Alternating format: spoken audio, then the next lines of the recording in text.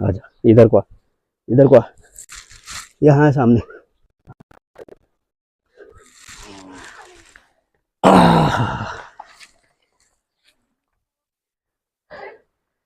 सभी साथियों को नमस्कार। स्वागत है आपका हमारे तुलसी डेयरी फार्म पे। तो साथियों, आज ये एक नया सदस्य तुलसी डेयरी फार्म पर आया हुआ है। आज ये कल इस गाय ने इस बछड़े को जन्म दिया और कितना प्यारा बछड़ा है। देखो कितना प्यारा बछड़ा है ये हमने इंजेक्शन लगवाया था इस गाय को और तब ये हुआ है। हम इसका अच्छी तरह से हम इसको अच्छी तरह से इसका पालन पोषण करेंगे और ये हमारा पहला सदस्य है इस फार्म का और आगे तक ये रहेगा। तो हम क्या कराते थे, पहले हमने गाय को इंजेक्शन लगाया। इंजेक्शन लगाने के बाद ये हुआ है। हालांकि इंजेक्शन लगाने में क्या होता है कि अच्छा ब्रीड मिलता है और ब्रीडिंग अच्छी होती है, लेकिन उसमें एक नुकसान होता है। नुकसान ये होता है कि इंजेक्शन लगाने से गाय का रुकने का चांस कम होता है। और दूसरी बात यह है कि रुकती नहीं है, तो जैसे एक बार अगर उसको इंजेक्शन लगाया तो उसके बाद 22 दिन तक इंतज़ार करना पड़ता है और 22 दिन तक उसको चारा पानी में भी उसका बदलाव करना पड़ता है। जैसे नॉर्मल गाय बच्चियाँ हैं उनके हिसाब से इंजेक्शन लगाए हुए गाय को चारा पानी में उसका बदलाव करना पड़ता है। गर्म नहीं देना पड़ता उसको, चोकर नहीं देना पड़ता है, पशु आहार नहीं देना होता है, और खल हो गई, चोकर, बिनौला, ये चीज़ें नहीं देनी है।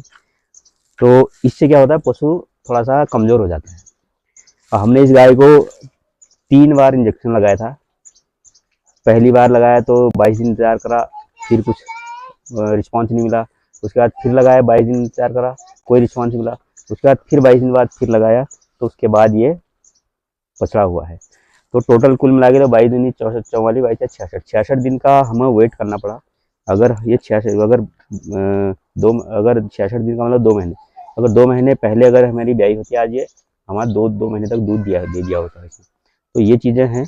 तो क्या नाम है, इंजेक्शन लगाने से और जो है ये इनसे क्रॉस करने से इसमें ये फ़र्क होता है। दूसरी बात ये है, अब हमें मजबूरी में लगाना पड़ा, क्योंकि जब हमें स्टार्ट करा है, अभी हमें ये स्टार्ट करा हुआ एक साल हो रखा है। तो एक साल में हमें जो भी जैसा भी मिला, हमने अपना काम शुरू करने के लिए गाय बच्चियाँ हम लाए और उसके बाद हमने सारे इंजेक्शन से करवाए। अब जो है हम ब्रीडिंग करेंगे इनकी काफ़ी, ताकि बाद में हमें इसका बेनिफिट मिल सके।